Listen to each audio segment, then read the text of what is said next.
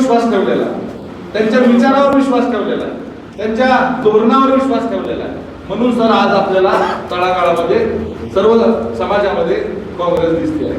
नक्कीच या ठिकाणी सर्व समाजाने आपल्याला बरोबर साथ दिली, असं म्हणता येणार नाही की या समाजानं आपल्याला साथ दिली नाही. या समाजाने आपला पक्षच 18 पगड जातीला घेऊन जाणारा पक्ष.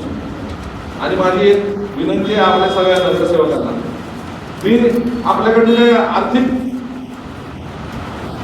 गोष्टी काही करून मी हे करणार नाही, परंतु येणाऱ्या जिल्हा परिषद आणि पंचायत समितीमध्ये आपलं योगदान महत्वाचं आहे. आपण प्रत्येक गावामध्ये जाऊन आपले काही वाटणी करून घ्यायचं की ह्या गावामध्ये तुम्ही जावा, ह्या मतदारसंघामध्ये तुम्ही जावा, कारण की आता काळाची गरज आहे.